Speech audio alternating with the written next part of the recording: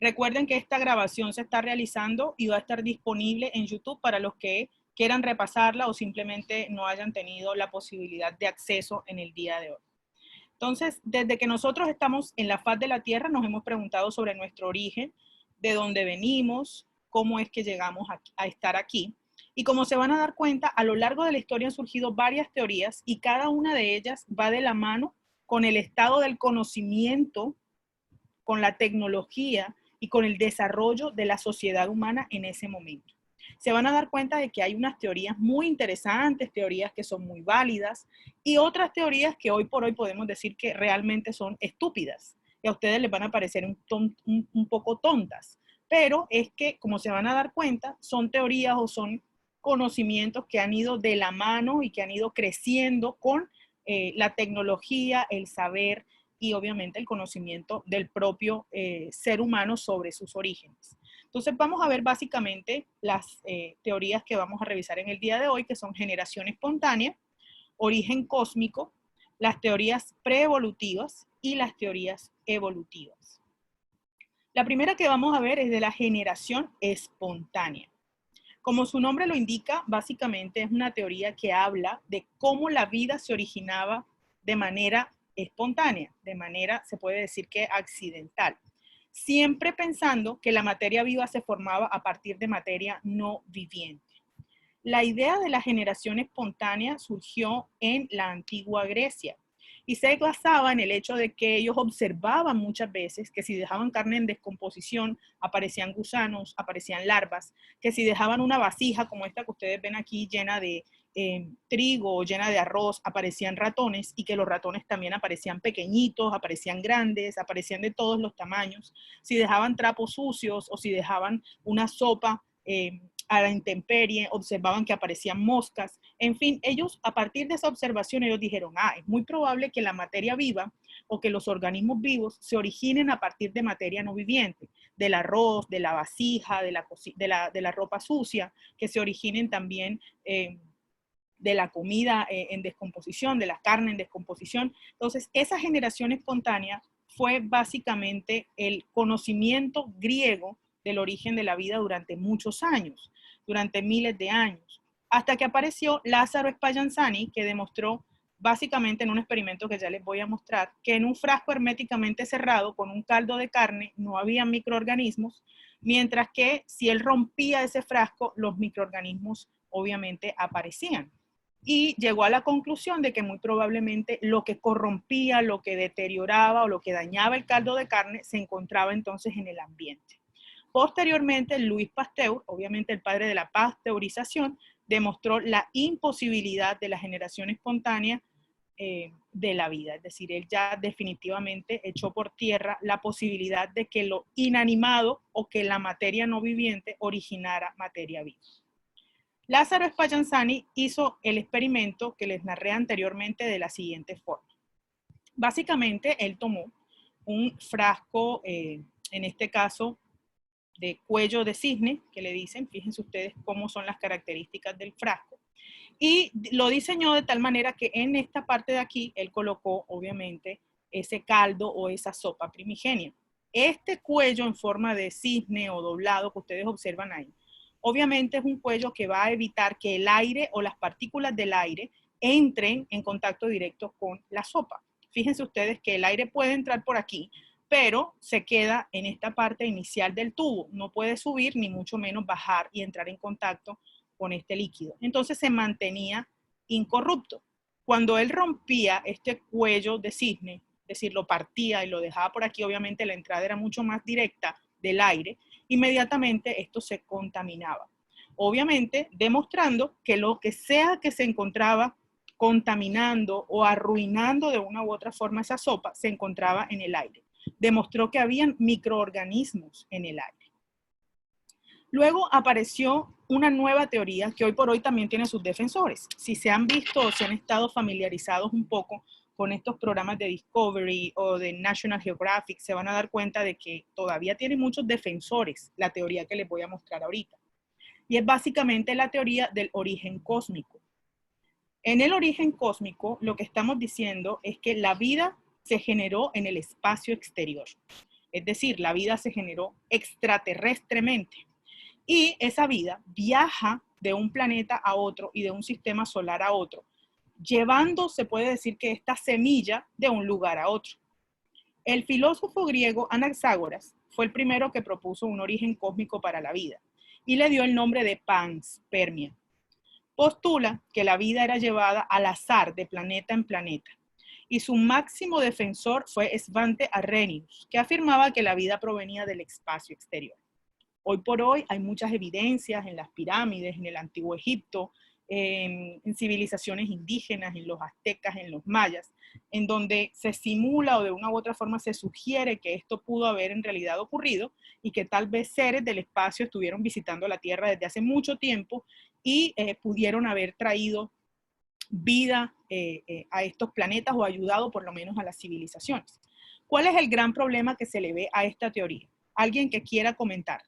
Si bien es cierto que habla sobre el origen de la vida en la Tierra, tiene un pequeño, se puede decir que una pequeña falla o un pequeño elemento que no cierra completamente. ¿Quién de ustedes quiere de repente hablar de eso? Profe, Cuéntenme. yo pienso que ajá, ahí la incertidumbre que queda es de dónde salen entonces los seres que traen la vida a la Tierra, de dónde se Exacto. generan. Exacto.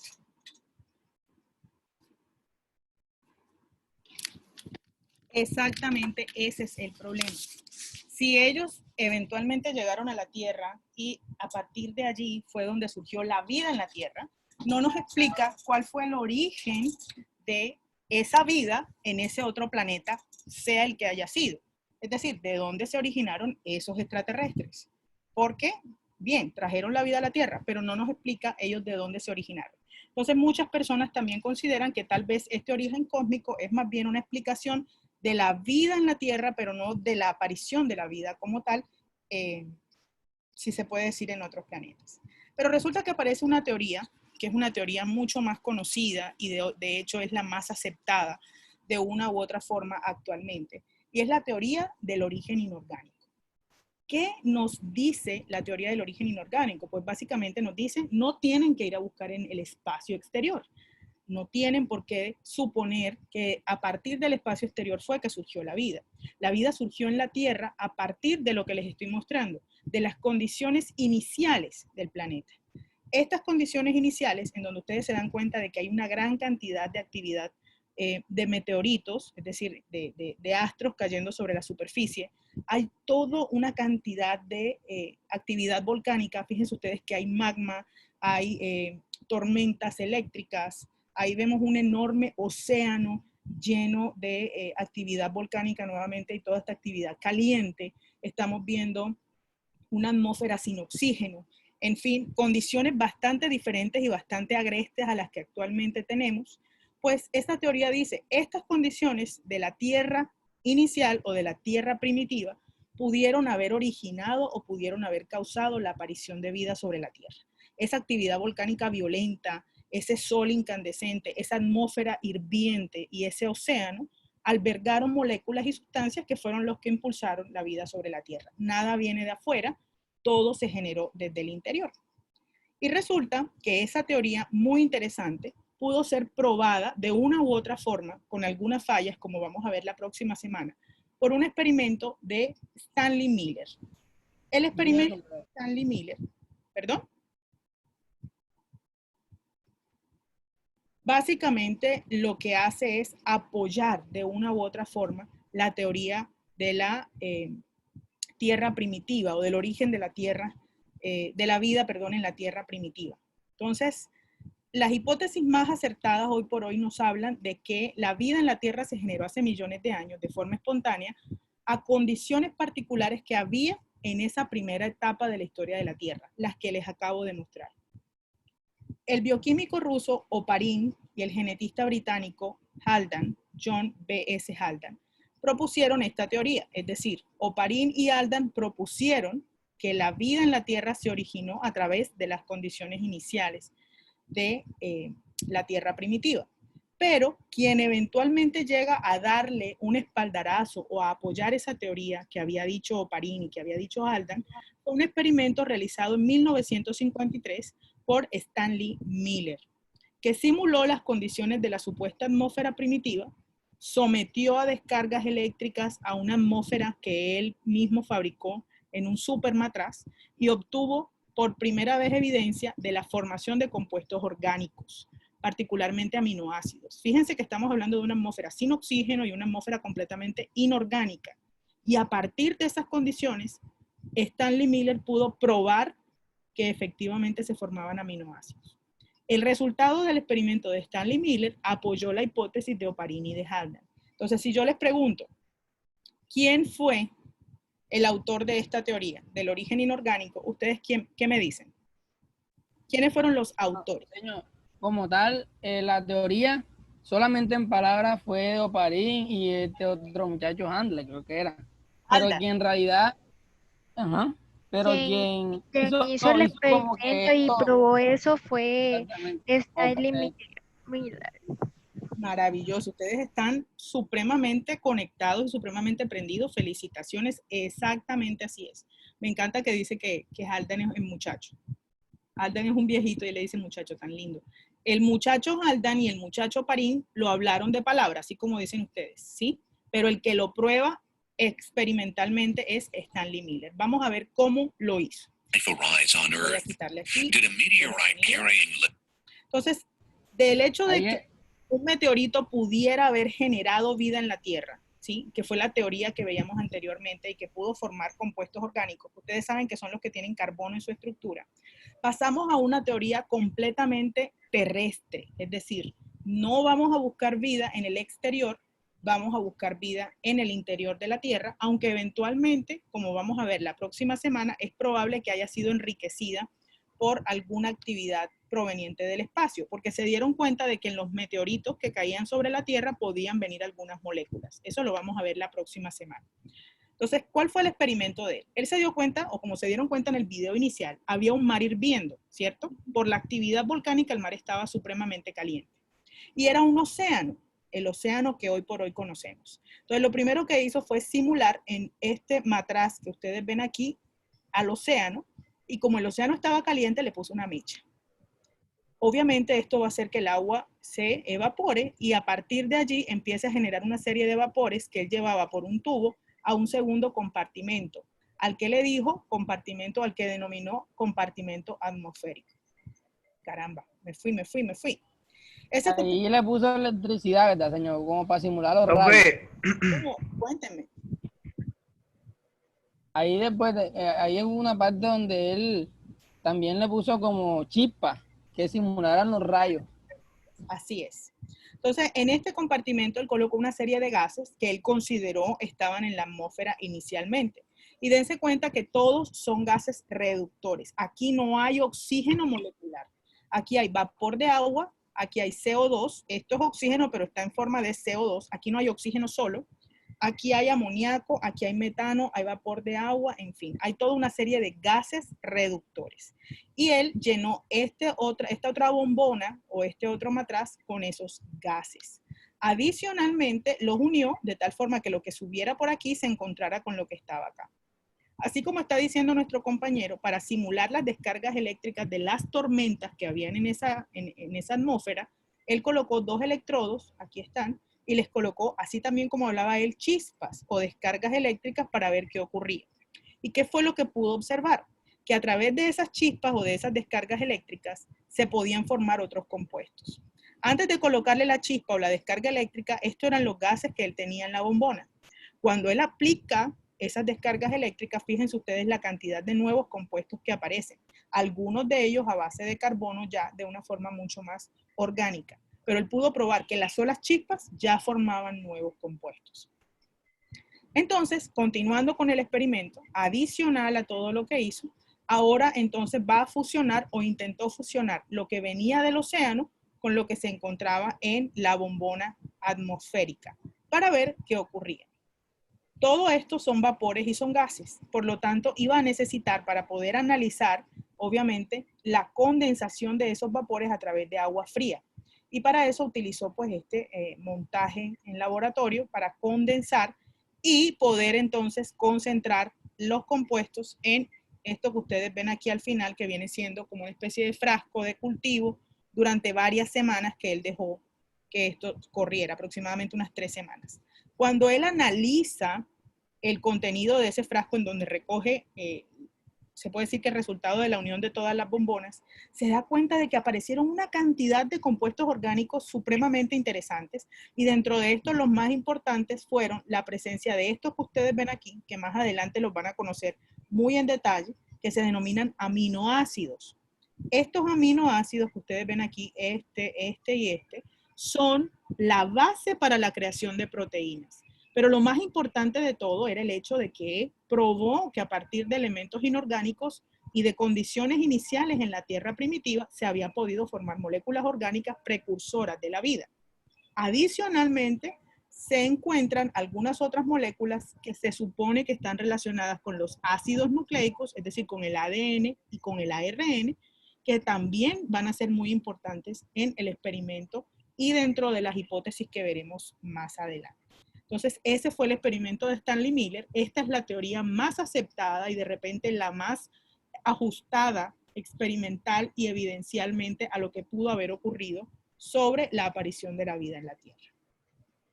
¿Qué pasó después? Porque él lo que encontró fue que aparecieron simplemente unos aminoácidos que tal vez podían formar proteínas, pero en sí esos no son células, esos no son organismos vivos.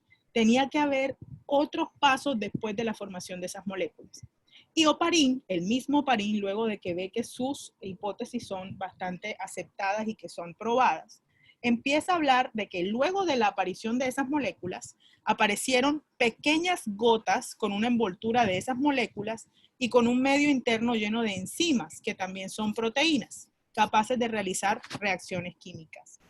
A esos elementos los denomina coacervados. Y a partir de la aparición de esos coacervados, se cree que empezaron a aparecer otras estructuras mucho más complejas. Vamos a ver un coacervado en vivo y en directo. Aquí tenemos el coacervado. Son grupos organizados de proteínas. Miren cómo se mueve.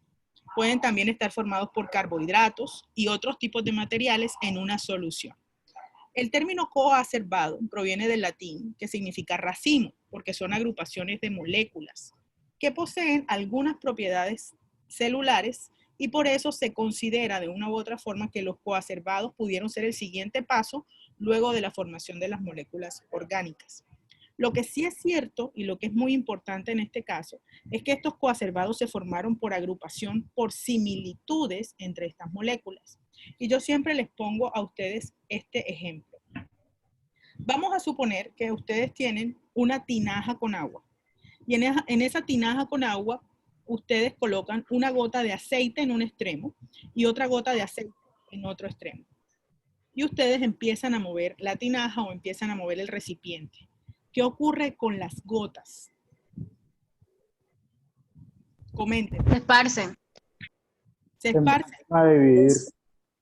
¿Me puede decir otra vez lo que acaba de decir que no escuché muy bien? Tienes un recipiente con agua. En ese recipiente con agua vas a colocar una gota de aceite en un lado y otra gota de aceite en otro lado, en otro extremo. Y vas a empezar a mover el recipiente con agua. ¿Qué ocurre con las gotas de aceite? Empiezan a unir. Se unen, pero se forman más grandes.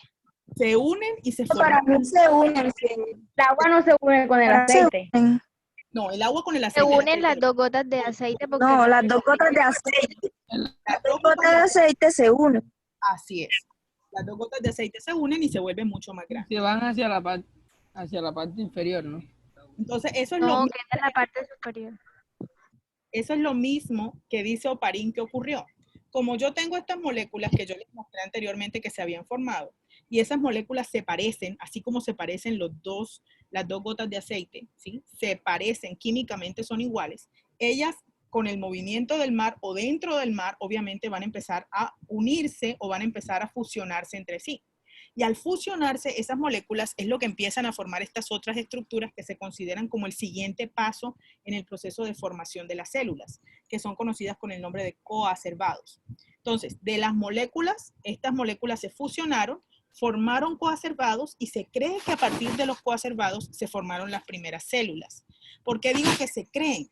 porque no hay una evidencia cierta y hoy por hoy no podemos saber cómo se formó la primera célula. Solo podemos suponer y podemos hacer hipótesis al respecto.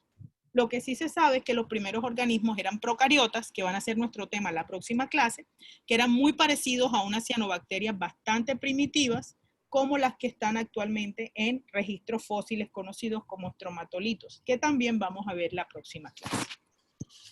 Entonces, fíjense ustedes lo que más o menos se cree que pasó. Ahí tenemos una partícula de una proteína. Estamos aquí en una capa de agua, que se supone que es una capa de agua del océano. Y fíjense ustedes cómo todas estas moléculas que podían ser de proteínas o que podían ser de lípidos o de cualquier otra macromolécula que se había formado en ese océano caliente, empiezan por afinidad, simplemente por el hecho de que se parecen, a acercarse y a unirse en un campo hecho de agua. Esta estructura de agrupación es lo que conocemos con el nombre de coacervado, cada vez más complejo. Aquí tenemos otro ejemplo. Aquí tenemos pequeñas moléculas o pequeñas estructuras muy similares entre sí, que se cree que son alrededor o que se ocurrieron alrededor de moléculas de agua. Todo esto blanco que ustedes ven aquí alrededor, que parece que estuviera nevando, estos son moléculas de agua. Y fíjense cómo estas estructuras, porque son similares, porque se parecen, empiezan poco a poco a agruparse entre sí. Y al agruparse empiezan a hacerse cada vez mucho más complejas y más grandes, así como ustedes decían, que se hace más grande la gota de aceite. Y empiezan poco a poco a formar estructuras circulares. Fíjense cómo pueden irse complicando o cómo pueden irse de una u otra forma transformando. Y poco a poco esas estructuras cerradas por afinidad pueden empezar entonces a transportar elementos del exterior al interior. Y se cree que en el centro de estas moléculas podían haber otras, principalmente de material genético, como por ejemplo ADN o ARN, y posteriormente algunas enzimas. Todo lo que ustedes ven alrededor de esta esfera son moléculas de agua. Y algunas de esas moléculas también son otro tipo de moléculas que van a querer entrar hacia el interior de la célula. Y fíjense ustedes que algunas logran penetrar, pero otras permanecen en el exterior. Entonces, esa primera capa que ustedes observan ahí actuaba como actúa hoy la membrana celular. Entonces, por eso se considera que algunos de estos coacervados tienen algunas actividades muy parecidas a las células actuales. Pero se iniciaron a partir de agrupaciones entre estas macromoléculas iniciales. Ahora bien, tenemos entonces muy claro que todo ocurrió en el agua, que todas estas moléculas complejas se formaron por la unión de diferentes factores que se encontraban en la Tierra primitiva y que eventualmente dieron origen a estas estructuras de coacervados que ustedes observan allí. Son estructuras circulares, mírenlas, estructuras que son bastante similares entre sí y bastante parecidas a las células actuales. Como vamos a ver en la próxima clase, lo siguiente que debió haber ocurrido fue este proceso que ustedes están observando, que es la división de esas células y la aparición de moléculas parecidas al ADN y al ARN actual. ¿Hay alguna pregunta sobre las teorías que hemos visto hasta ahora? No. Todo está claro entonces. Vámonos entonces a las siguientes, que son bien cortitas y se denominan teorías preevolutivas. En estas teorías preevolutivas, como ustedes se dan cuenta, son antes de la evolución. Cuando yo hablo de evolución, generalmente estoy hablando de cambio, estoy hablando de transformación. Por lo que estas teorías ocurren sin que se considere que hay una transformación o sin que se considere que hay un cambio. La más conocida de todas recibe el nombre de fijismo o creacionismo. El fijismo o el creacionismo explican o de una u otra forma tratan de explicar la vida sobre la Tierra considerando de que existen un creador o un arquitecto de la vida que generó ya las especies vivas que están sobre la faz de la Tierra de una manera definitiva y acabada. Es decir, nosotros fuimos creados así como somos. No hubo ninguna evolución, no hubo ninguna transformación, no hubo células iniciales, no hubo precursores, no hubo, por ejemplo, simios que se desarrollaron en humanos. Es decir, fuimos creados tal cual somos actualmente y fuimos diseñados desde el inicio. Sin embargo, uno de los grandes problemas que tenía esta teoría en la época en la que surge es que empiezan a aparecer los fósiles, empiezan a aparecer huesos y a desenterrarse todas estas estructuras que de una u otra forma mostraban a animales o a individuos que se parecen a los actuales, pero que tienen características de animales. Y es lo que nosotros consideramos como el registro fósil. Cuando aparece el registro fósil y se le pide al fijismo o creacionismo que lo explique, entonces, al tener el problema de no poderlo explicar, entonces surge se puede decir que una explicación o una especie de teoría que ellos denominaron catastrofismo.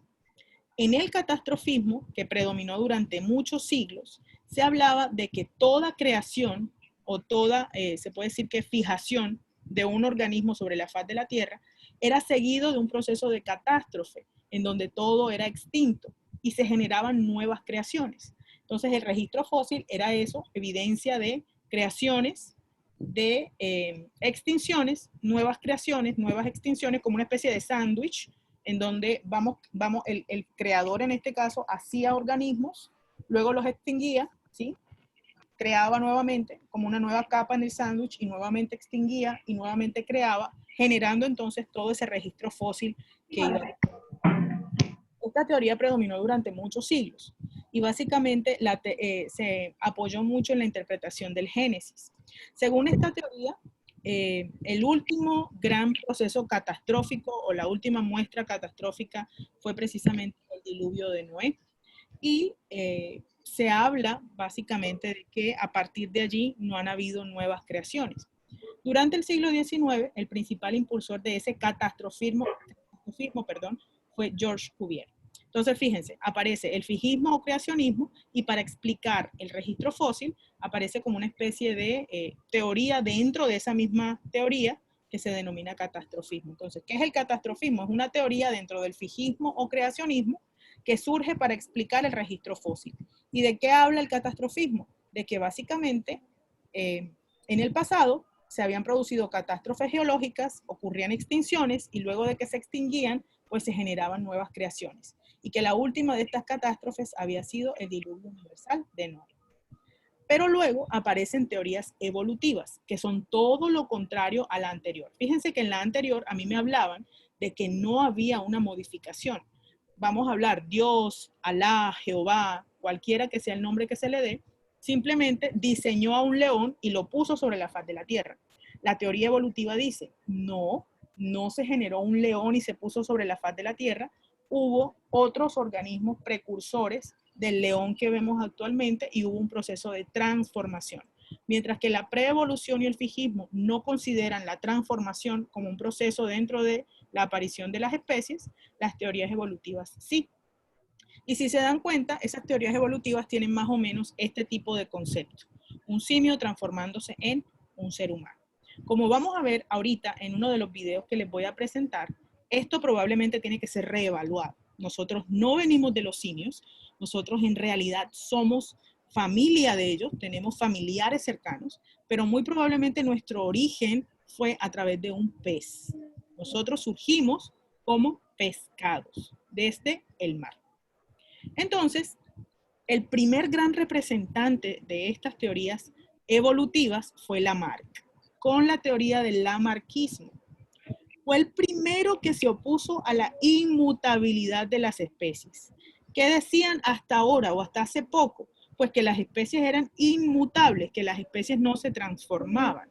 Pero Lamarck fue el primero en decir, un momento, sí cambian, sí se transforman, evolucionan de forma gradual y continua a lo largo de toda su existencia. Y esto ocurre en los organismos chiquititos, pero también en los animales y en las plantas más complejos, incluso en el ser humano. ¿Cuál fue el gran ejemplo de Lamarck o el más conocido de todos? Pues el famoso caso de las jirafas y del cuello largo. ¿Qué decía Lamarck?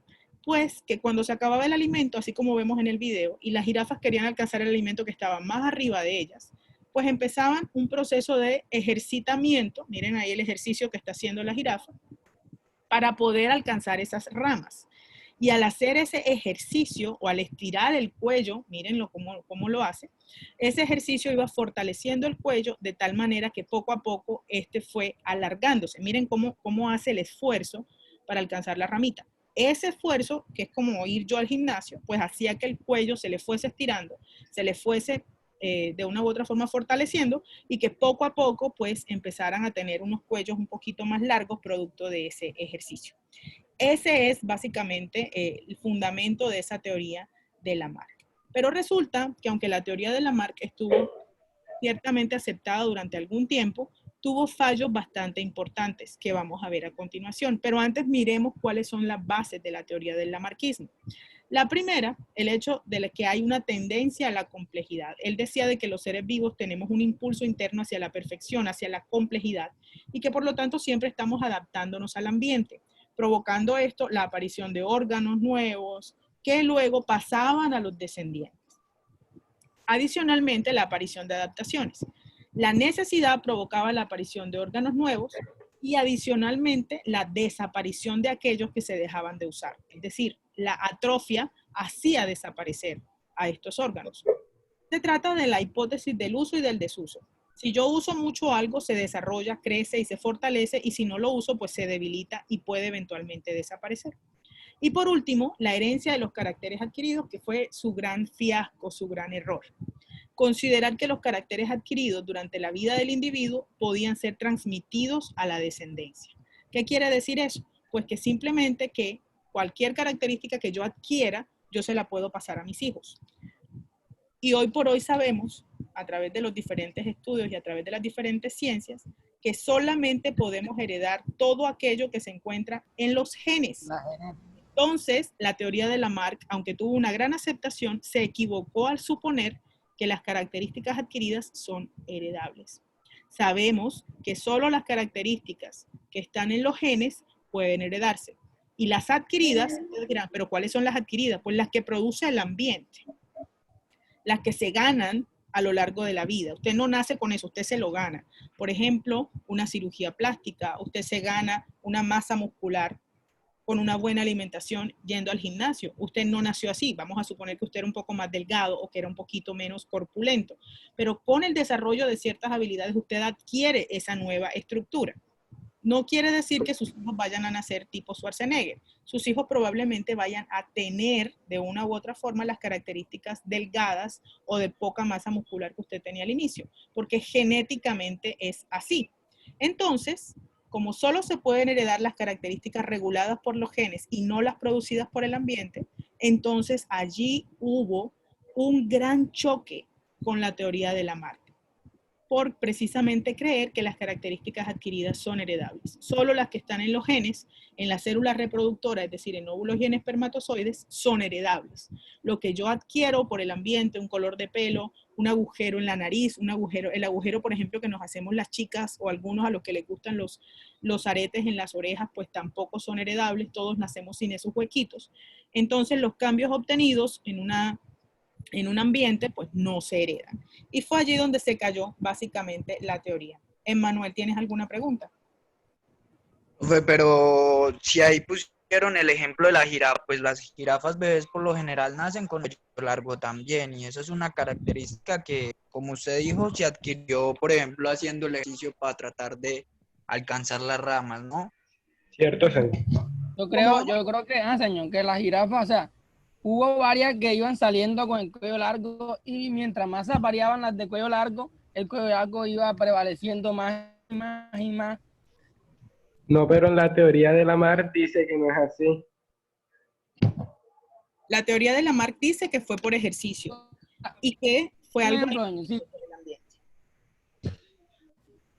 Sí, yo soy de piel morena.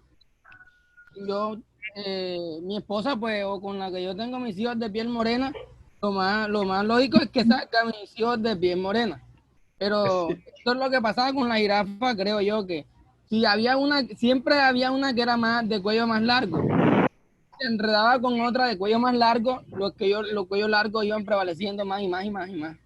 Pero no porque no era una característica genética, sino adquirida. Una característica adquirida. No nacía Pero- con ellos. Ahorita, al final, Todo lo dígame.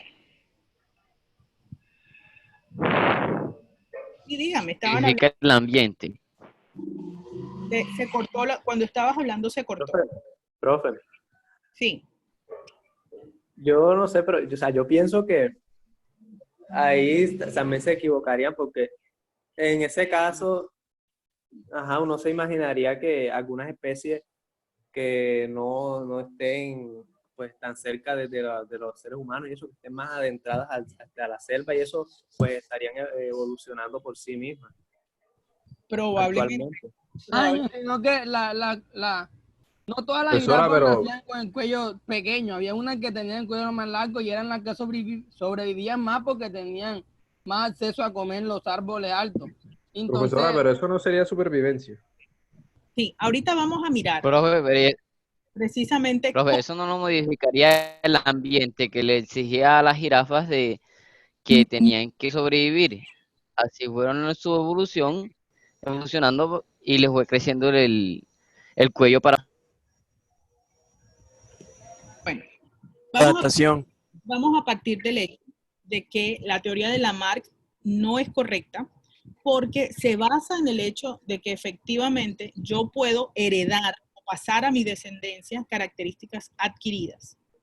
Es decir, las jirafas efectivamente estiraron su cuello, hicieron el ejercicio, de pronto se les fortaleció el cuello, lograron comer y demás, pero esa característica, si no era genética, no podía pasar a la descendencia. Simplemente se quedaba con ellas. Ellas se beneficiaban, comían muy bien, sobrevivían, pero eso no pasaba a la descendencia. Entonces, ¿qué pasa con el caso de la jirafa finalmente? ¿Por qué le crece el cuello? Es precisamente un proceso de variabilidad genética, que es lo siguiente que vamos a ver, en donde no todos somos iguales. Como decía su compañero, habían jirafas de cuello corto y habían jirafas de cuello largo. Hoy por hoy hay una gran cantidad, todos somos seres humanos, ¿sí? Si usted me pregunta, pues somos Homo sapiens, todos, pero no somos iguales. Hay algunos que son más gordos, otros que son flacos, unos que somos mucho más delgados, unos que somos un poco más gruesos, unos que somos más inteligentes, otros que somos un poquito más lentos, en fin. Otros que son más altos. Unos más altos, unos más bajos. Hay una gran variabilidad. Eso mismo pasaba con las jirafas. Y allí habían algunas que tenían el cuellito largo, ¿sí? Todas ellas tenían el cuello corto, pero 2 o 3 lo tenían largo. Y esas 2 o 3 que tenían el cuello largo tenían ventaja cuando el ambiente empezó a exigirles adaptación y empezar a comer mucho más arriba del nivel en el que todas comían. Entonces, al tener esa ventaja, como vamos a ver más adelante, pues obviamente tenían más fuerza para aparearse. Ustedes han visto cómo se aparean las jirafas, cómo pelean por una hembra. Son peleas con el cuello, que doblan el cuello y se golpean. Entonces, si yo estoy mejor comido, mejor alimentado, pues obviamente voy a tener más fuerza. Peleo mejor por una hembra, me apareo con la hembra y ese cuellito largo que yo tengo, que es un poquito más alto que el promedio de mis compañeros, pues sí está en los genes por variabilidad genética y empieza a pasar a mi descendencia. Entonces, esa es la forma como hoy por hoy la teoría evolutiva de Darwin, que es la que viene ahorita, explica cómo le creció el cuello a las jirafas y deja a un lado el supuesto de Lamarck de que fue por ejercicio y que luego esa característica adquirida se le pasa a la descendencia. ¿Alguien levantó la mano? Había alguien con la mano levantada. Adelante. Yo lo que quería agregar era entonces, pero ya lo dijo usted, que entonces queda demostrado que se refutó esa teoría de que ellas adquirieron esa característica por el medio. O sea, entonces habían unas, si de 5, una sola tenía el cuello largo, esa iba a prevalecer y sobrevivía ante diversas situaciones que se presentaran en el ambiente. Así es. Y esas eran las que sobrevivían y se reproducían más. Exactamente. E iban haciendo cada vez más común esa característica, porque era una característica exitosa. Y es precisamente lo que encuentra este señor que ustedes van a ver aquí, muy famoso, y ustedes todos lo conocen, que fue Charles Darwin. Él comenzó con un poquito de indecisión en su vida. Él primero quería ser médico, él después quería ser cura, y finalmente todo lo abandonó, ¿sí? A los 18 años, a los 22, perdón, y durante 5 años, él viaja a través del mundo en un barco que se llamaba el barco Beagle y visita, ojo, que esto es muy importante para entender a Darwin, islas, las Malvinas, los Galápagos, ¿no? en las Galápagos, que están justo frente a las costas de Ecuador. Los Galápagos no son en ninguna parte extraña del mundo. Galápagos es Ecuador. Ahí es donde las tortugas, ¿no? Así es, las tortugas gigantes viven allí. Visita Tahití, Nueva Zelanda, Australia, las Islas Mauricio, ¿sí?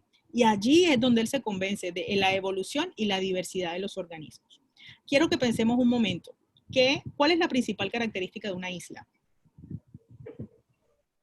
Que tiene que Está está rodeada de rodeado agua, de ¿no? Es cierta y está alrededor del mar, ¿no? De los alimentos y los animales. ¿Cuál de los alimentos y los animales? Cuéntenme. La incomunicación con La incomunicación. Fíjense, otro terreno. exacto. Hay una palabra incluso para eso, se llama aislado. Cuando tú dices, es que ha sido aislado, quiere decir que ha sido ¿qué? Separado. Separado. Ha sido completamente encerrado. Entonces, fíjense lo importante que es entender esto. Él visitó islas, que son lugares que están aislados del resto, en este caso, de los continentes, y que generan estructuras muy únicas. Miren que en las Islas Galápagos es el único lugar en el mundo en donde hay tortugas gigantes. Australia es el único lugar del mundo, que también es una isla, se las muestro aquí, miren. Australia y Nueva Zelanda, en donde hay canguros, en donde hay koalas, en donde hay equidnas, todos estos animales bien raros solo están en las islas.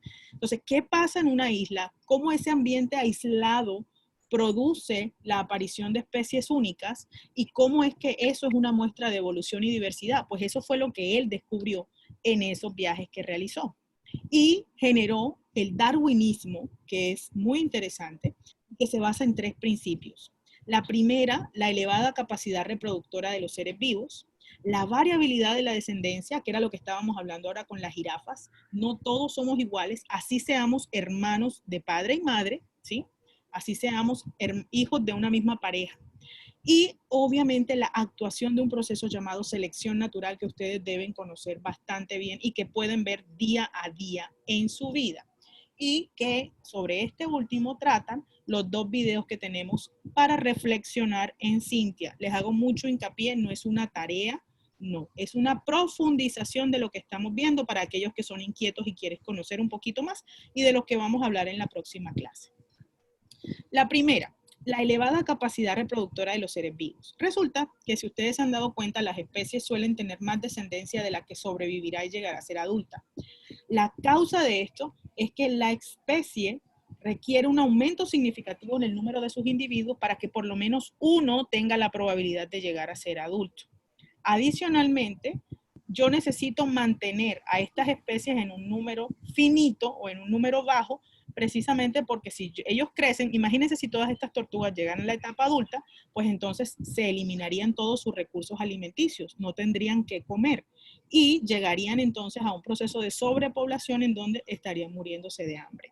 Entonces, para yo asegurar que exista un balance y para yo asegurar como tortuga que por lo menos uno de mis huevecillos llegue a la edad adulta, pues yo genero muchos a la orilla. Entonces, todo eso va de la mano.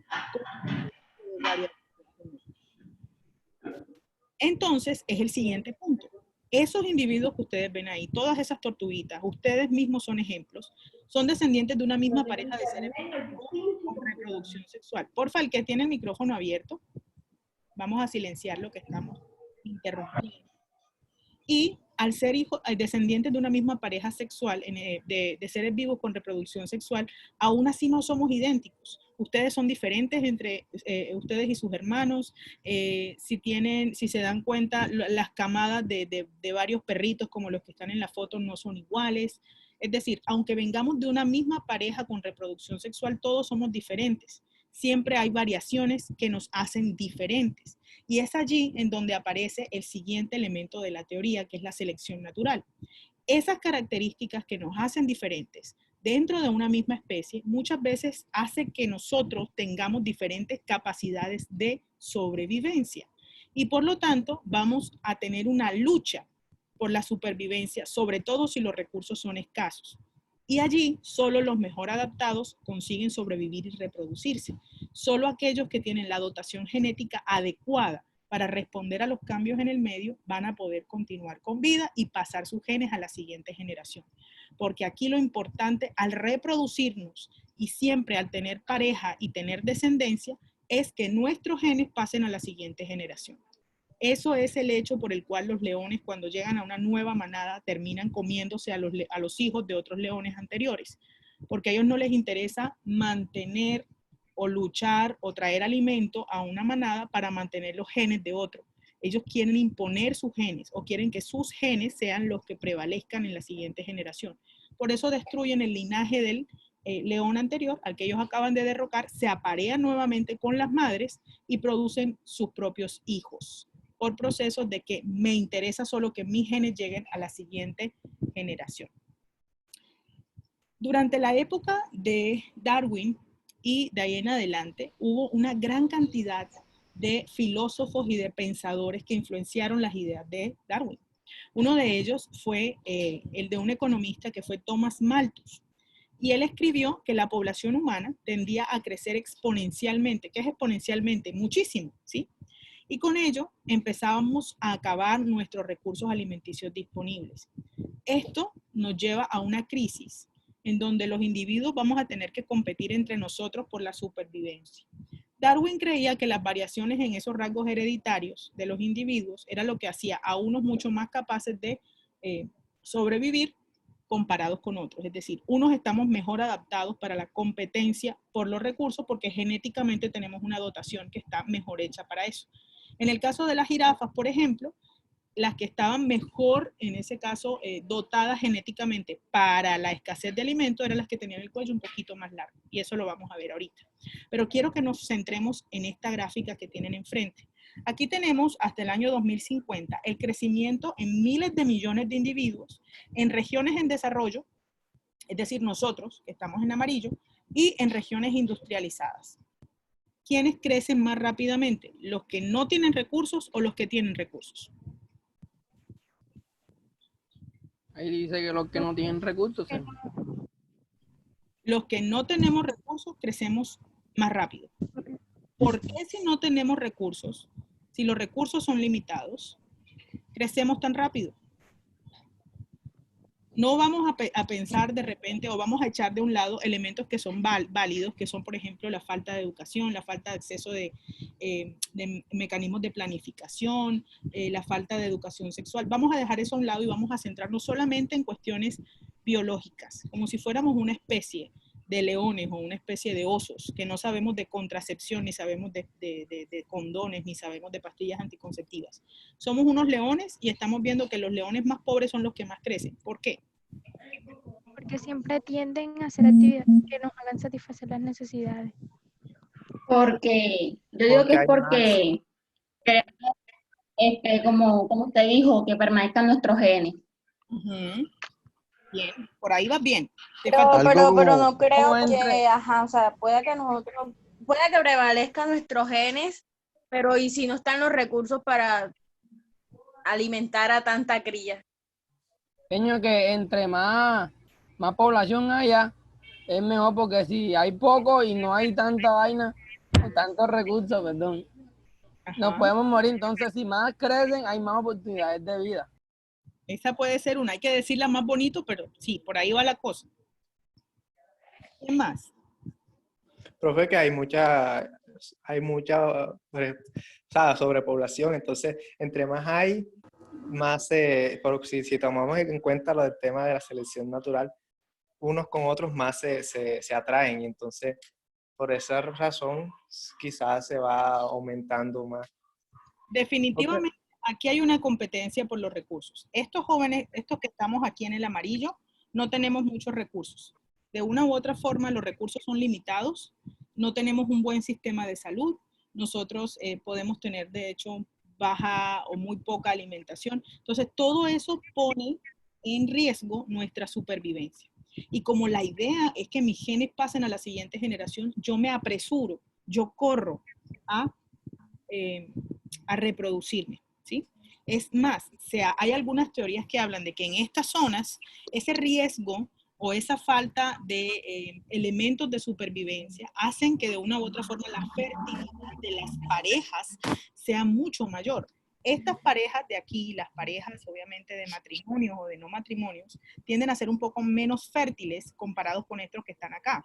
porque la presión de selección hace que mi fertilidad aumente. Es que no tengo comida, no tengo servicios, no tengo esto, caramba. Si yo biológicamente me veo amenazada, así como las tortugas, pues yo voy a generar una mayor cantidad de individuos para que eventualmente solo uno llegue a la edad adulta. Entonces, eso aumenta mi fertilidad y por lo tanto aumenta el crecimiento de las familias y aumenta el crecimiento de la población en general. La baja tasa de supervivencia que existe aquí obliga de una u otra forma a las especies o a los individuos o las regiones que están en esas condiciones a desarrollarse más rápidamente. Muchas veces uno ve con gran tristeza cómo las familias o las personas con menos recursos son quizás los que tienen más hijos, pero es precisamente una cuestión biológica aunada también a una problemática social que no podemos ignorar, pero también tiene un trasfondo mucho más biológico que es al que yo quiero llamarles la atención en el día de hoy. ¿Alguien que quiera decir algo para finalizar? Profe, yo no estoy de acuerdo con lo que dice. Ok.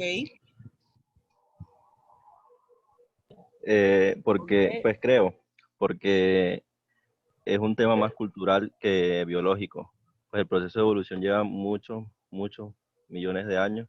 La evolución del sapiens también lleva muchos años.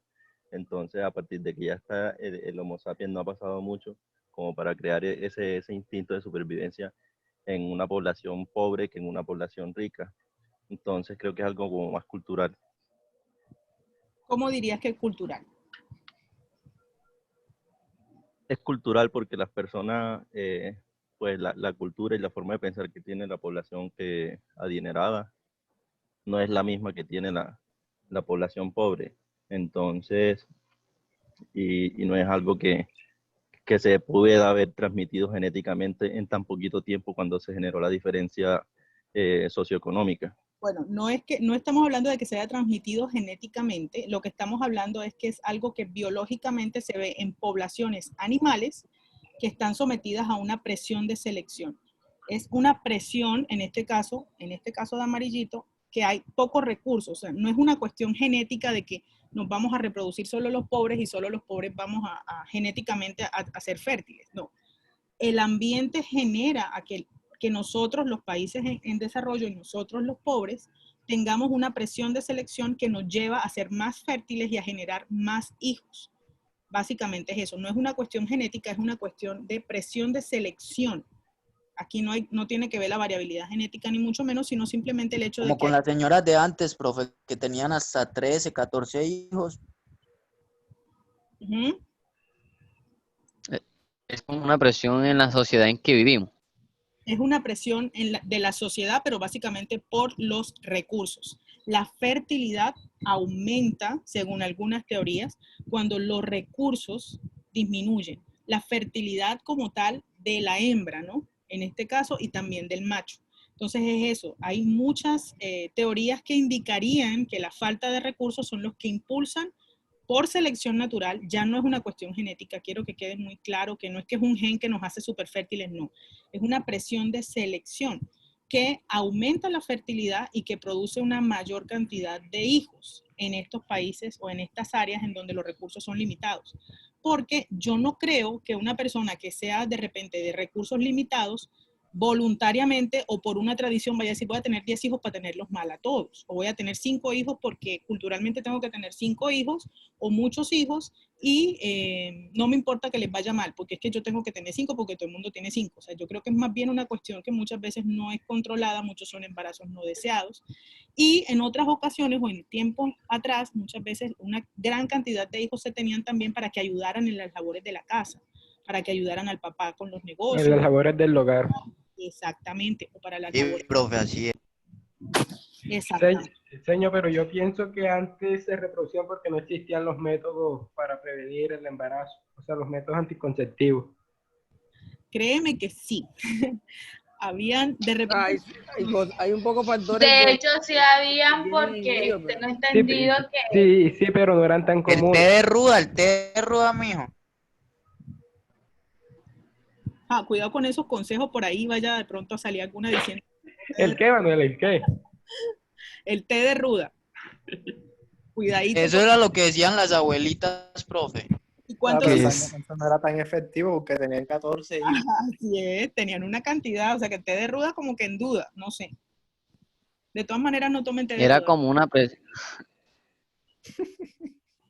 Era como una especie de presión, así es. Bueno, entonces continuando, recapitulando a Darwin. En las poblaciones hay individuos que son ligeramente distintos unos de otros, ¿cierto? Eso es seguro. Eso se llama variabilidad genética. No todos somos iguales. Genéticamente somos diferentes. Por eso, si a mí me sirve una aspirina, a usted no le sirve. Por eso es que si yo corro rápido, de pronto usted no corre rápido. Yo tengo un hermano que es alto y tengo un hermano que es bajito. Tengo un hermano blanco, un hermano negro. Todos somos diferentes y eso se llama variabilidad genética y es normal porque tenemos un proceso de reproducción sexual. Esas variaciones, esa variabilidad genética, hace que cada uno de ustedes y que yo tengamos diferentes capacidades para adaptarse al medio natural, reproducirse exitosamente y transmitir a la descendencia. Con el paso de las generaciones, los rasgos que mejor se adapten a las condiciones naturales se vuelven más comunes. ¿Por qué se vuelven más comunes? Porque ellos son los que se están reproduciendo, ellos son los que están pasando a la siguiente generación. Y al hacerse cada vez más comunes, y más comunes, empiezan a eliminar otros rasgos. Por ejemplo, en el caso de las jirafas, ¿cuáles fueron los rasgos que fueron eliminados? Los cuellos cortos. Los cuellos largos, como eran exitosos, empezaron a ser cada vez más comunes, y la población evoluciona. Para que la población evolucione, el rasgo tiene que extinguir, eliminar y quitar de la faz de la Tierra al otro rasgo. Porque si los dos rasgos sobreviven, es decir, si hoy tuviéramos jirafas de cuello largo y jirafas de cuello corto, la jirafa nunca hubiera evolucionado, por definición. Adicionalmente, la naturaleza selecciona a las especies mejor adaptadas para sobrevivir y reproducirse en un proceso que se llama selección natural. Entonces, ahora sí, ¿cómo explica el darwinismo el caso de las jirafas? Pues simplemente lo voy a decir rápidamente. En un principio existió una población de antílopes, estas bellezas que están aquí, de cuello y patas de longitud normal. Pero por variabilidad genética, algunos de ellos tendrían las patas un poquito más largas e incluso el cuello un poquito más largo. Así como su hermano tiene el cabello más largo, más lacio, y a usted le salió el cabello un poquito más, se puede decir que cuscús, como decimos por acá. Les pido el favor, aquí estoy viendo algunos estudiantes HWP y otros que acaban de entrar, que por favor recuerden que deben loguearse con su nombre y apellido completo. Hay un iPhone de Lenovo, por favor.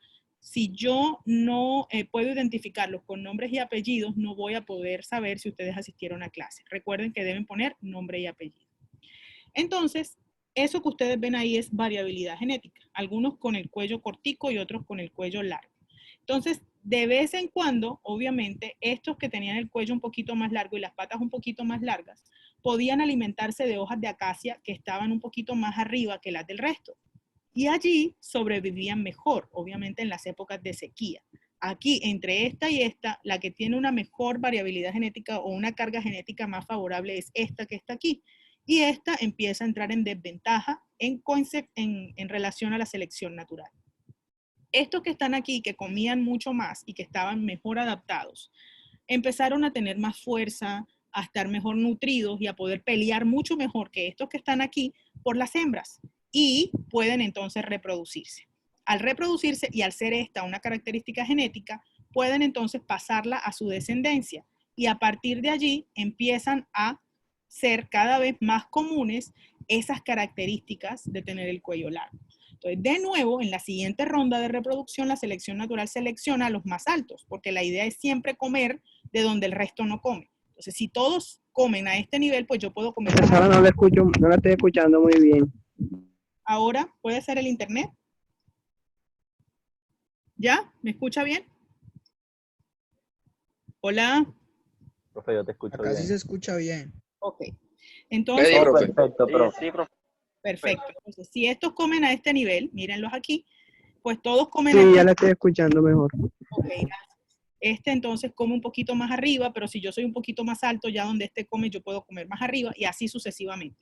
Entonces, en varias sesiones, en varios, se puede decir que rounds de selección natural, van a terminarse siempre favoreciendo a los más altos, hasta el punto en el que todos estos que tenían el cuello más cortico empezaron a no poder reproducirse y a empezar a morir, no solamente de hambre, sino también a que no podían reproducirse.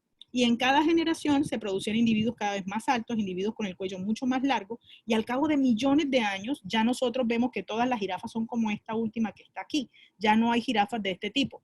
Cuando esta característica del cuello largo elimina completamente a todas las anteriores, se puede hablar de que la especie evolucionó.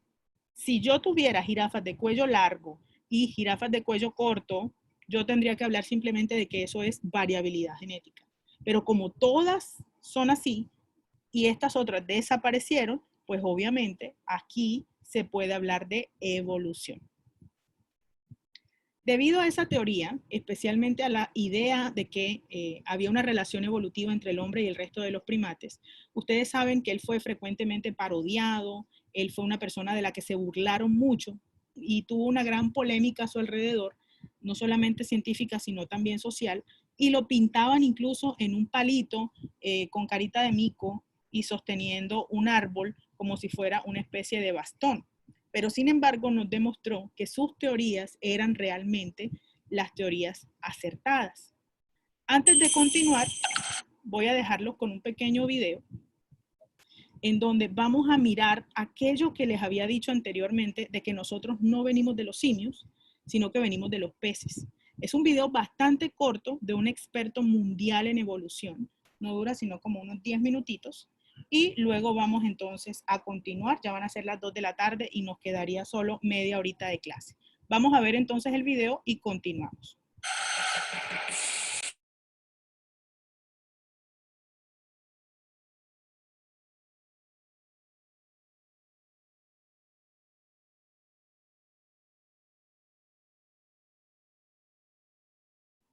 Y se pasó el video y estaban hablando entonces de cómo se lo iban a pasar en vez de verlo. Señor, que no se No, escucha. profe, es que no se veía bien y se ve como... Y los que leer, hombre. Los subtítulos abajo Tampoco dejaba los están subtítulos, como esos pasaban borrosos. rapidito. No, de Se veían repente borrosos. es la conexión, pero igual ustedes saben que tenemos Cintia, que vamos a tener un grupo. Recuerden que queremos un grupo de WhatsApp solo de primero y solo de biología para poder hablar por acá. Por ahí se los puedo mandar. Entonces no se hubieran distraído o no se distraigan con esas cosas. Yo se los paso.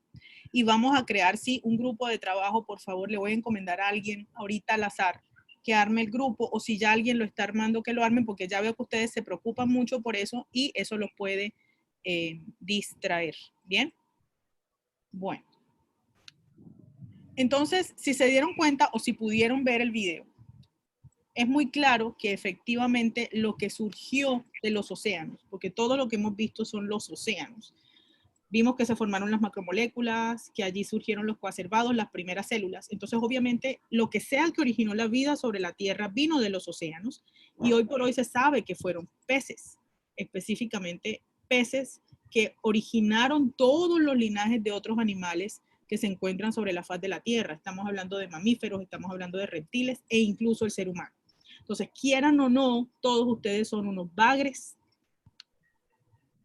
Absolutamente todos son bagres, incluyéndome a mí. Todos somos bagres, todos somos bocachicos, todos somos peces que nos originamos. Pargo rojo, señor. Pargo rojo, lo que quieran, pero pescados somos. Entonces, la idea es que nos demos cuenta de que hemos estado de repente aprendiendo de una forma un poco extraña la evolución, creyendo que evolucionamos a partir de primates, cuando en realidad evolucionamos a partir de peces y simplemente somos familia cercana, primos tal vez de los primates. Ellos no nos originaron, porque si ellos nos originaron fue hace mucho tiempo a partir de un linaje común y a partir de ese linaje ellos continuaron con su proceso de evolución y nosotros armamos rancho aparte. Bueno, entonces vamos ahora sí, durante los próximos 15 minutos, que es lo que nos queda ya para finalizar, porque los otros 15 los quiero tomar como para reflexionar sobre las teorías. Vamos a hablar sobre las teorías neodarwinistas, las que surgen después de Darwin. Básicamente, las teorías del neodarwinismo apoyan las teorías de Darwin, pero desde el punto de vista de diferentes áreas. Los hallazgos de la genética, de la paleontología y de la sistemática apoyan y surgen nuevas teorías y nuevos, se puede decir que, herramientas para apoyar al darwinismo. Las primeras, por ejemplo, como la genética, empiezan a explicar cuáles son las causas de la variabilidad genética, qué es lo que hace que usted y yo seamos diferentes. Y empezamos a hablar entonces del proceso de la mutación, como ese motor del proceso evolutivo y como el origen de la variabilidad genética.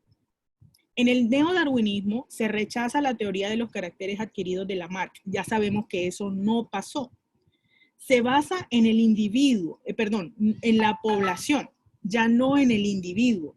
El individuo con características diferentes, esa primera jirafa con el cuello largo, ese primer individuo o ese primer pez que salió de la tierra, no dejan de ser individuos. Son básicamente mutaciones e individuos que son diferentes al resto.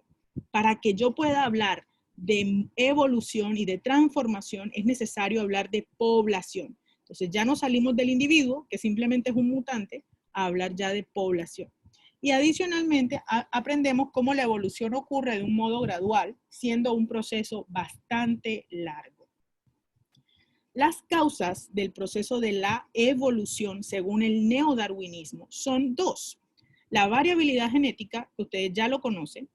Dentro de una población hay un gran número de genotipos o de características genéticas diferentes causadas por la mutación y por algo que se llama recombinación genética, simplemente una especie de baraja en donde todo el mundo recibe porciones diferentes de diferentes características y simplemente es un proceso en donde todos somos diferentes a causa de que genéticamente somos diferentes por causa de mutaciones y recombinaciones genéticas. Luego, esas combinaciones genéticas que salen bien, que salen buenas o mejor adaptadas al medio, sobreviven, se reproducen más eficientemente que las peor adaptadas, a las cuales ellos eliminan, y en ese caso aparecen entonces procesos de evolución poblacional a lo largo de periodos de años, muy largos. Dense cuenta que yo solamente hablo de evolución en las jirafas cuando ya yo no tengo variabilidad genética, sino que todas las jirafas tienen el cuello largo. Entonces, para yo poder hablar de evolución, es necesario hablar de población. Según esta teoría del neodarwinismo, los fenómenos evolutivos se explican por medio de la mutación. Muy importante, el neodarwinismo se gira alrededor de la mutación. Son variaciones accidentales que causan variabilidad genética, y esto lo decía Darwin, que sumadas al proceso de selección natural son las que impulsan la evolución. La evolución entonces se debe a la acumulación de mutaciones favorables que la selección natural favorece y que luego genera nuevas especies y adicionalmente genera adaptaciones importantes que llevan a la evolución. La reserva de esa variabilidad genética es lo que permite que los individuos se acomoden a los cambios ambientales. Muy importante esto, y por eso late, vea. La población suficientemente diversa tiene más probabilidad de sobrevivir y de que alguno de sus individuos esté adaptado a las nuevas condiciones. Por eso, cuando estamos hablando de especies en vía de extinción, es tan importante el proceso de variabilidad genética. Y por eso es que es tan preocupante cuando solo quedan 2 individuos de una especie. Por eso es tan importante, tan preocupante para los conservacionistas cuando dicen, no, imagínense que el delfín rosado del Amazonas apenas tiene 20 individuos. Es peligroso, porque como todos ellos, solamente hay 20, es muy probable que todos ellos sean familia o que en algún momento se apareen y terminen siendo familia, primos, hermanos, en fin. Y eso hace que la variabilidad genética caiga. Si la variabilidad genética de la especie cae, pues muy probablemente su supervivencia se ve amenazada. Porque ¿qué tal? Todos siendo familia, todos pareciéndose, todos compartiendo los genes. Y ninguno de esos genes es suficiente para una adaptación o para un proceso de selección natural. Todos estos genes son rechazados por la selección natural. ¿Qué le pasa a la especie? Pues se extingue. Para yo tener variabilidad genética, yo necesito un número grande de individuos. Y es por eso que ustedes ven, no, en el zoológico tal se trajeron un león que estaba en el zoológico de Barranquilla, se lo trajeron para el zoológico de Bogotá, porque ellos están tratando de traer nuevos genes a esa familia, que haya una inyección de nuevas mutaciones, de variabilidad, que permitan que ellos estén sanos genéticamente. Entonces, si se presenta una transformación en el medio, si hay, por ejemplo, como en el caso de las jirafas, una disminución en la cantidad de alimento, si de repente tienen que esconderse un poquito más o tienen que correr mucho más para alcanzar la comida, o si tienen de repente que empezar a comer otro tipo de animales, ya no animales grandes, sino animales pequeños, porque esos son los que hay. Entonces, ellos van a tener un chance mayor de sobrevivir si dentro de esa variabilidad genética algunos de esos genes le dan esa posibilidad. Pero si todos se parecen y son los mismos genes para todos, y esos genes no son los que necesita la selección natural, pues obviamente allí no va a haber nada que hacer. Yo les voy a hacer una comparación de siendo selección natural. Voy a ver qué sigue, que no sé. Ah, ok, ya vienen los videos. Vamos a suponer que ustedes son la selección natural. Cada uno de ustedes, ahora mismo hay conectados exactamente 49. Cada uno de ustedes, 49 en sus casas, son la selección natural, ¿sí? Tienen ese nombre. Y ustedes, como selección natural, están interesados en escoger un par de zapatos, que en este caso va a ser un modelo genético o un individuo o una especie, un par de zapatos. Obviamente, ustedes tienen una gran cantidad de almacenes en donde van a ir a comprar. Y tienen dos almacenes básicamente. Un almacén en donde hay 345 pares de zapatos para ustedes escoger y otro en donde hay solamente 50. ¿A dónde van a comprar los zapatos? ¿O dónde con mayor probabilidad van a encontrar un par de zapatos que les guste? Donde hay mayor cantidad. Donde hay más. Donde hay mayor cantidad, donde hay mayor ¿cómo le decimos? Variabilidad, donde hay más variedad. No, yo me voy para tal parte porque es que allá hay más cosas. Allá... Pero de todas maneras yo le echo un vistazo acá a los otros porque uno nunca sabe. Ah, no, pero ese eres tú que eres una selección, ¿cómo se llama eso? Que no se decide, indecisa. No, vamos a suponer que tú eres una selección natural. Bueno, vamos a suponer que bajas de 50, pero vas a tener una mayor probabilidad de que te guste un par donde hay 350. Yo lo digo porque yo voy a ir para ahí a todas las dos partes. Entonces, ahí del que más me guste de esas dos partes agarro. Lo que pasa es que estamos en pandemia y queremos ir a cualquier lado. Entonces, de todas maneras, voy a los dos almacenes porque quiero pasear para ver si salgo del encierro. Ya te entendí. Bueno. Profesora, pero donde hay mayor variable no se pueden encontrar los mismos que están en el otro almacén. Puedes encontrar los mismos, pero adicionalmente vas a encontrar más. Estamos hablando de 350 pares contra 50. Pueda que los mismos 50 los encuentres, pero hay 300 extra. Yeah. Diferente, ¿no? Entonces, en ese caso, ocurre lo mismo con la selección natural. Hay una mayor probabilidad que una especie con una mayor variabilidad genética, con los 350 pares de zapatos todos diferentes, que ven aquí, me salí, tenga un mayor chance de que la selección natural encuentre un modelo genético dentro de esos 350 individuos que eventualmente pueda sobrevivir y la especie pueda continuar, ¿sí? Entonces es por eso que la variabilidad genética es tan importante. Si yo pierdo variabilidad genética como especie, mi supervivencia está o puede verse afectada, porque yo no voy a tener muchas cosas que ofrecerle a la selección natural o no voy a tener muchas opciones al momento de que hay un cambio en el ambiente, porque todo esto va de la mano con cambios en el ambiente. ¿Qué vamos a hacer ahorita? Nosotros vamos a ver, espérate un momento y yo reviso. Esto aquí es el de los ratoncitos, sí. Nosotros, generalmente cuando hablamos de selección natural y cuando hablamos de evolución, ¿de qué hablamos siempre? De animales. Fíjense que los ejemplos que les he dado han sido de perros, han sido de gatos, han sido de jirafas, han sido de muchos animales. Pero eventualmente nosotros vamos a mirar en el día de hoy, bueno, en el día de hoy no, pero a lo largo de la próxima semana y de esta, dos ejemplos. Ustedes van a encontrar, como se dieron cuenta, en Cintia, dos videos. Un video que es sobre estos ratoncitos que ustedes ven aquí. En la arena, vestigios en de español, erupciones volcánicas que ocurrieron hace casi 1000 años. Que vamos a mirar. Y adicionalmente tienen otro que es sobre humanos. Vamos a mirar selección natural en humanos, particularmente en afrodescendientes, una raza extremadamente interesante, supremamente evolucionados, aquí donde los vemos, superiores a los amarillitos, como somos nosotros, a los cabezas de suero, como me decían a mí en el colegio. Entonces, vamos a mirar dos ejemplos. Vamos a mirar evolución en animales, selección natural en animales, pero también selección natural en humanos. Entonces, ¿qué vamos a hacer? Voy a salirme de aquí Y todos aquellos que tengan ingreso a Cintia, van a ingresar a Cintia en este momento. Listo, profe. Ya yo estoy. Voy a compartirles. Los que no tienen Cintia, no se preocupen que yo les hago llegar los videos a su correo. Ahorita me escriben, yo no tengo Cintia y ya yo sé que tengo que mandarles los links. Profe, si quiere los puede enviar por el WhatsApp. Yo tengo el link de esos 2 videos que los abrí por YouTube. Listo, pero no me han incluido en ningún grupo. Aquí no estoy. Sí, yo le agregué, profe.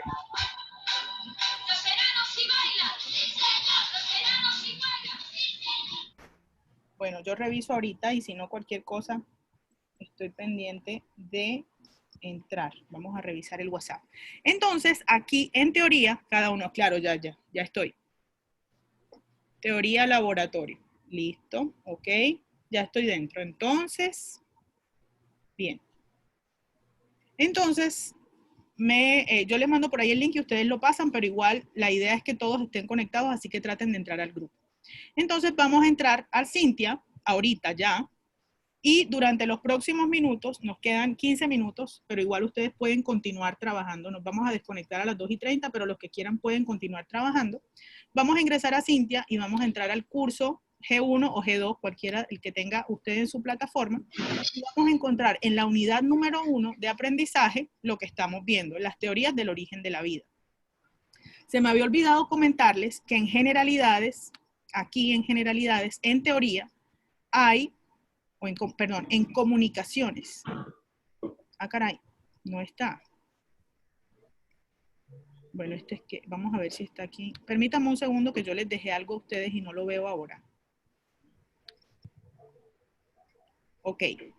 Me hace falta en el G2, en el grupo 1, aquí en comunicaciones, hay una cosa que dice carpeta de diapositivas de clase, ¿sí? Ustedes le dan clic y los va a llevar a un Drive, a un Google Drive. Y en ese Google Drive ustedes van a encontrar los videos, miren, aquí hay algunos videos, pero también las diapositivas. De teorías del origen de la vida están todas las diapositivas. Entonces ustedes pueden acceder, ir leyendo e incluso adelantándose al siguiente tema que es procariotas y eucariotas. Se me había olvidado decirles, carpeta de diapositivas de clase en comunicaciones. Bueno, ¿qué vamos a hacer entonces? Van a entrar al tema número 1. Profesora, disculpe. Dime. Usted apenas termine la clase va a montarla a YouTube. Voy a al montar canal. La clase, esta. Enseguida no, porque tengo otra clase, pero por ahí más o menos al final de la tarde. Ah, ok. Profe, ¿y las diapositivas que no tiene el G2 las va a subir en el transcurso de esta semana? No, ya al final de la tarde, ya voy a anotar enseguida que tengo que ponerle las diapositivas para que queden con eso. Al final de la tarde tienen las dos cosas. No sé por qué se me olvidó. G1 ya lo tiene, pero G2 se lo subo antes de que se acabe el día. Entonces, en el tema número 1, ¿qué vamos a hacer ahorita durante los próximos 15 minutos? O durante el tiempo que ustedes consideren. Vamos a entrar aquí y vamos a mirar el primer video que se llama Selección Natural y Adaptación, que es este que ustedes ven acá. Es sobre selección natural y adaptación en animalitos, un ratoncito pequeñito. Y vamos entonces a responder, perdón que aquí se abrió una cosa que no quiero que se abra. Ay, Dios. Dame un segundo que esto está medio chueco. Problemas técnicos, listo. Entonces, aquí tenemos, miren ustedes, el primero, y aquí en actividades de aprendizaje dice, identifiquen el video del link, selección natural y diversidad, miren, ¿cuál es el orden de los acontecimientos en un proceso de selección natural? Es decir, ¿qué ocurre primero? ¿Qué ocurre después? ¿Y qué ocurre al final en un proceso de selección natural en el ejemplo del video? ¿Cuál fue el cambio en el medio ambiente? ¿Quién ejerce la presión de selección? ¿La población de ratones era diversa genéticamente? ¿De qué forma esta variabilidad favoreció el proceso de selección natural? Les reitero, esto no es un trabajo, esto no lo van a entregar, esto es una actividad de profundización que vamos a hacer durante el resto de la clase. Ustedes van a responder estas preguntas, la próxima clase las vamos a discutir, pero igual no es un trabajo a entregar, quiero que quede muy claro. Luego vamos a ver selección natural en humanos, esta que ustedes ven aquí, Y vamos entonces a nuevamente identificar cuál es el orden de los acontecimientos en el proceso de selección natural. ¿Cuál fue el cambio en el medio ambiente que generó el proceso de selección? ¿Quién ejerce la presión de selección? ¿Cómo se relacionan? Ojo, la malaria y la anemia de células falciformes. Pueden ir buscando en internet qué es eso de anemia de células falciformes. ¿De qué forma esa relación favoreció el proceso de selección natural? Y por último, ¿cómo explicas que el mayor número de personas con anemia de células falciformes en África vivan alrededor de ambientes acuáticos? Es decir, cerca de ríos, cerca de represas o cerca de lagos. ¿Por qué ocurre eso? ¿Qué tiene eso que ver con la aparición de la enfermedad y qué tiene que ver eso con malaria? Son dos videos muy interesantes. Quiero que por favor durante los próximos 15 minutos, 20 minutos o si ustedes quieren durante el resto de la tarde, los miren y puedan entonces reflexionar sobre estas dos actividades que están acá que serán discutidas en la próxima clase. ¿Bien?